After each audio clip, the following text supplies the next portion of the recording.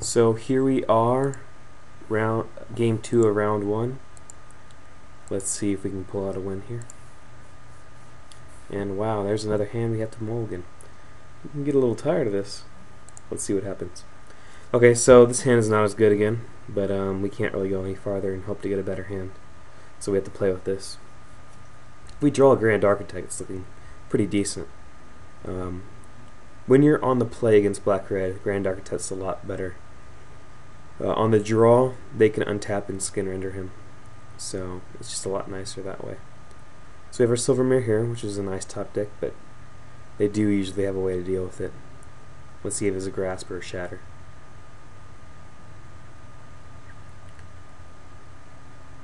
So it does not look like he has a Grasp or Shatter, or he's saving it. We draw another land, which is fine.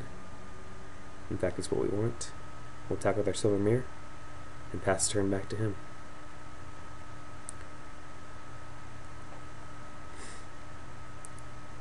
Our opponent plays nothing on turn 3, which is par for their course. We're going to play our Precursor Golem here. We expect it to be killed, but we need to start burning through their burn spells and their removal spells.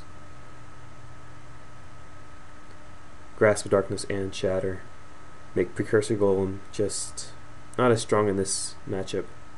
Still, it's worth playing. So there's a Shatter. We're still trading 1 for 1 here. That's the reason why it's still worth playing. And if he didn't have any removal, we'd be in a great position.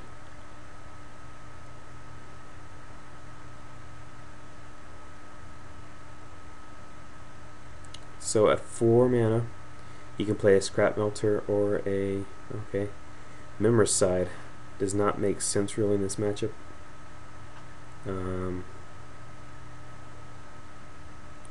Well, Volition Reins can be a problem card for them. It's not worth losing card advantage over, in my opinion. So I don't agree to Memoricide. I might be wrong though. So if we draw a land here, we can punish him for that, and we certainly do. We will play out a Wormcoil Engine. It's the hardest for them to deal with.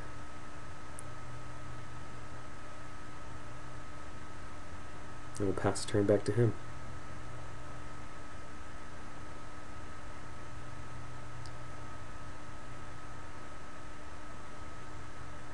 Also to note, by Memoriciding away our Volition Reins, our opponent did indeed actually help us hit our land drop by increasing the % chance to hit a land.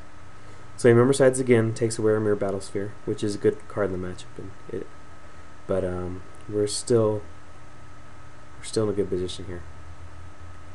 We'll be able to play our Steel Hellkite and bash for 7, gaining 6 life. I'm sorry, bash for 6.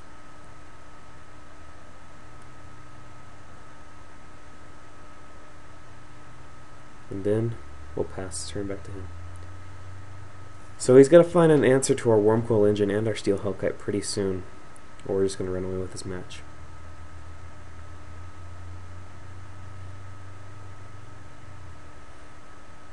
So he doesn't have an answer to the Hellkite. We're expecting, by the way he's playing here, that he has a Shatter for our Wormcoil Engine on our attack step. By doing that, he essentially fogs the Wormcoil Engine for the turn.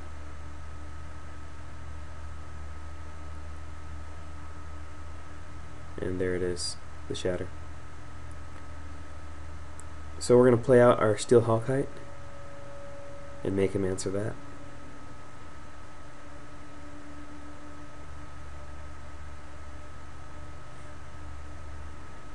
Next turn we'll be able to untap and play Grand Architect, pump our team, and swing in.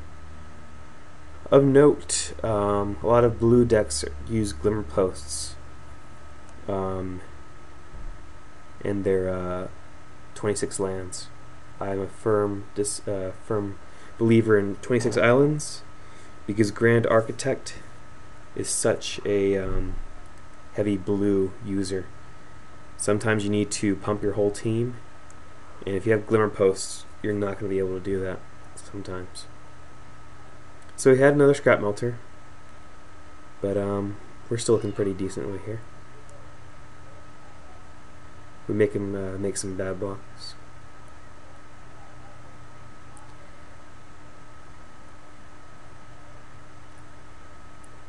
We're able to pump both our guys. If we had a glimmer post in play, we would have to tap the mirror to pump the other one. So I figured he had a grasp in darkness here, but we had to play through it. We don't have any chance of going around it, and he didn't actually have the grasp in darkness, so it looks good for us right now.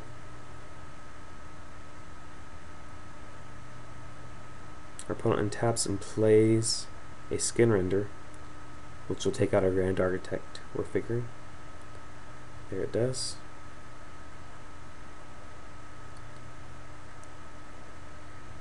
We need to start trying to finish our opponent off. So there's a Wormcoil Engine, which is nice. If he wants to take down our mirror, that's fine. We're not going to use it for the rest of the game, since he took away our battle spheres. So he trades there. We take him down to 9 and play a Wormcoil Engine. That's why Memor's Sight is not so great against this deck. Is so many different types of different finishers it uses, in my opinion. So we'll pass back to him and see if he has a way to get through this. Probably can't.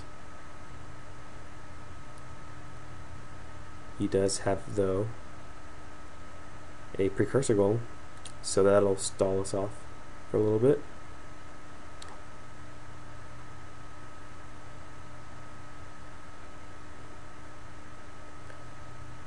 We'll swing in, force him to double block our Wormcoil Engine and block our worm.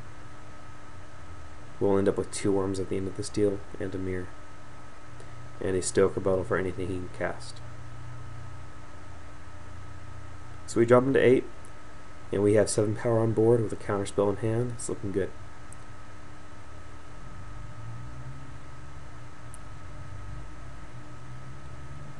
Our opponent doesn't play anything.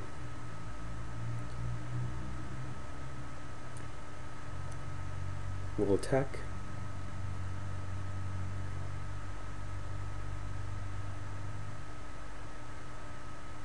Put him to 1. We could play the Palladium Mirror here, but I don't see a reason to.